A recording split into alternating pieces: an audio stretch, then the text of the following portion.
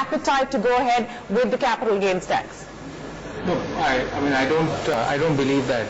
Given what's happened in the last 2-3 weeks in the markets, I believe they'll hold back on that. Is my guess. They will hold back on that, even though a case was made by the Eastward Committee, which you were a part of, for the capital gains tax. Yeah. So I think they will hold back on that. I think the Piketty influence will definitely be there on the budget. I have no doubt on that. But maybe through some other means rather than, so maybe a higher surcharge or something like that at higher income levels.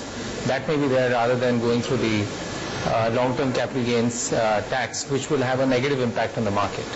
Okay. Let me very quickly then, Rajiv, also ask you, because this budget could also signal our convergence to the GST. The GST itself is in limbo at this point in time. But do you believe, apart from the obvious one, which is the service tax going up from 14% to perhaps 16%, what other changes would you be expecting in the quest for convergence to the GST? I think the Senvat, there are lots of losses that happen in the system. So I think the Senvat credit system, hopefully they will bring in the blocked credits.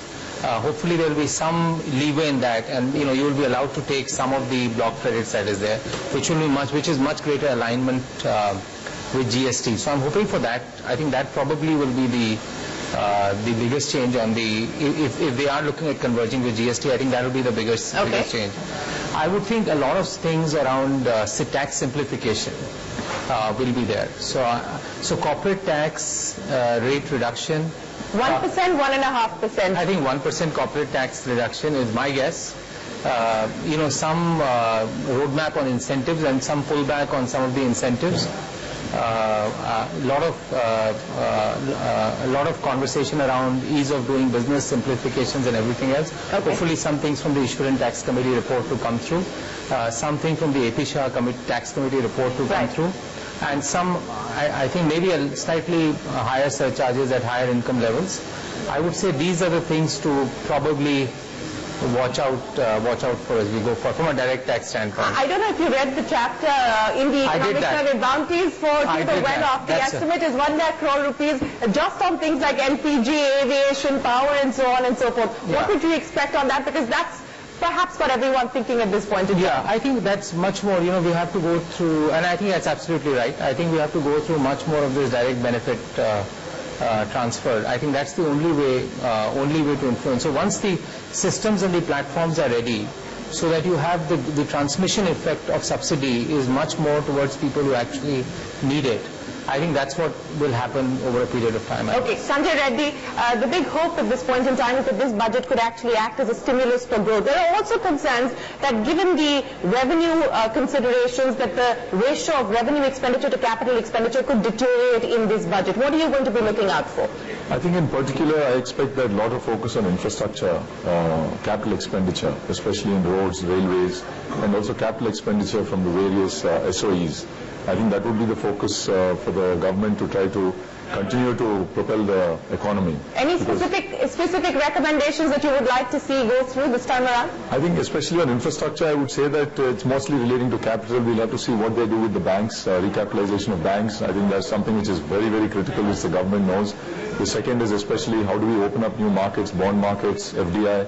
I think these are things which we'll have to see whether they will provide some kind of clarity on the structure as well as any incentives that they will look at. So I feel that infrastructure is going to be key in terms of actually capital getting into the market, so that has multifold effects, as you know, going forward. Are you expecting big ticket changes? We've got the Kelkar Committee recommendations that have also been submitted on overhauling the whole public-private partnership model. Sanjay, are you expecting any of that to make its way into the budget? I think I do expect some of those changes because the DOE has spent a lot of time on that, and with the interaction with them, they're very keen to rehaul the entire PPP framework and the model going forward. The next generation of PPPs have to come into India if you have to rebuild the infrastructure and continue to propel infrastructure. So I'm hoping that some of those recommendations will be implemented in this budget. Mr. Mazumdar, CII, as always, has sent in a long laundry list of expectations to the Finance Minister on what we should expect in the budget. But let's be realistic. Given the fiscal constraints, what would you be betting on to actually go through this time around? There is, as Sanjay said, I would agree with him, there is going to be something happening, and whether it's restructuring the banks or something they'll have to do, because infrastructure needs to get a kickstart again. Infrastructure is really falling back. I do also expect that the direct corporate tax, there will be some change in that. There should be some reduction in that. Okay.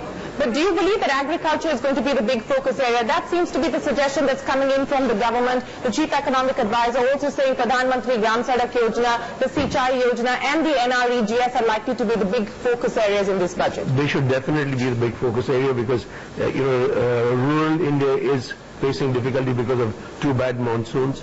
There should be focus on rural roads, rural electrification. There should be some spending in rural India. They should look at irrigation systems. They should look at modernization of farming.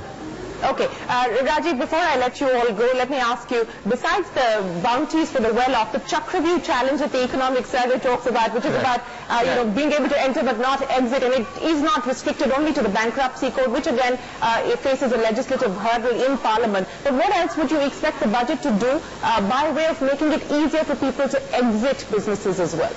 See, I think my sense is that to a large extent is driven by the law that's pending. I think maybe he'll make a reference of that in the budget. I'm not sure whether, or they treat that as a money bill. I'm not sure. Yeah, that is a possibility. We're not sure whether they will exercise that option, but they've held out that threat. Yeah, I think more than exits, I think what is more important, I think, is they have to find a way, as Sumit mentioned, they have to find a way that we have a resolution to this entire stressed asset issue. See, if you have to address rural growth, domestic consumption will be addressed through the new payroll this thing.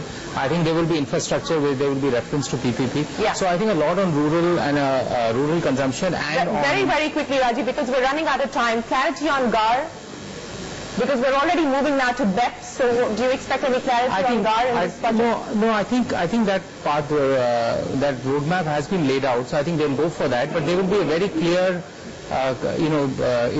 reference to BEPS in this budget, and especially the country-by-country disclosure.